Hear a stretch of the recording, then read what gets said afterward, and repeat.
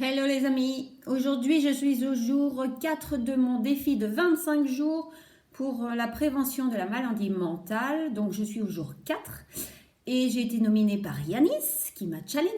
Et donc on va voir aujourd'hui qu'est-ce qu'il faut faire quand on a des émotions un peu trop compliquées ou désagréables.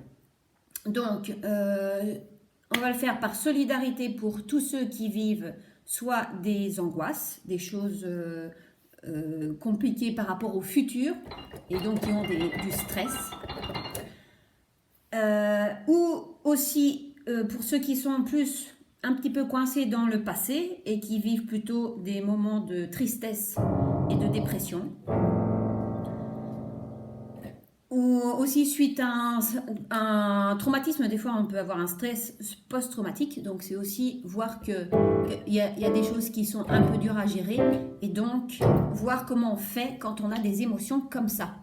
Donc je vais vous rappeler la fameuse roue des émotions, qui est un outil super sympa qui a été créé par l'Autrement dit, ça vient de Belgique, c'est très intéressant. Donc le but c'est de voir sa météo intérieure. Donc par exemple si vous êtes comme ça à l'intérieur, vous vous sentez aujourd'hui je suis triste, ça va pas. Et que vous allez vous dire ah oui je me sens comment, ah ben, je me sens justement déprimée. Et qu'est-ce que j'aurais besoin? Ben, moi je vous incite surtout à ne pas rester là-dedans et à vous dire mais j'aurais besoin de quoi? Mais souvent c'est de toute façon on a besoin d'un changement. Le but c'est de pas de rester dedans. Donc c'est par exemple se dire ah j'ai besoin de changement, mais ça aurait pu être j'ai besoin de me défouler, ou j'ai besoin de liberté, ou j'ai besoin d'être rassuré, ou j'ai besoin d'amitié, de chaleur. Donc voilà, donc c'est une roue qui est super sympa pour ça. Franchement c'est un outil top et pour les enfants et pour les adultes.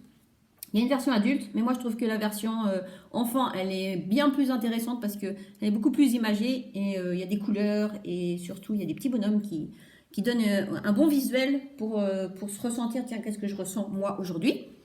Voilà, on trouve ça dans toutes les bonnes librairies. Et donc c'est pour vous rappeler que quand il y a une émotion, qu'elle soit agréable ou désagréable, bon, quand elle est agréable, c'est plus facile évidemment, mais quand elle est désagréable, c'est se dire quoi? C'est de se rappeler ça.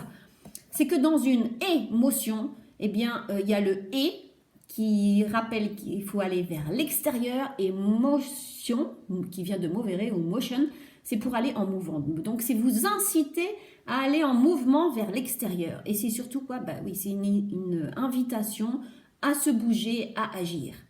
Alors justement, le sport, c'est génial. Moi, j'en reviens, j'ai été faire mon yoga et franchement, j'adore.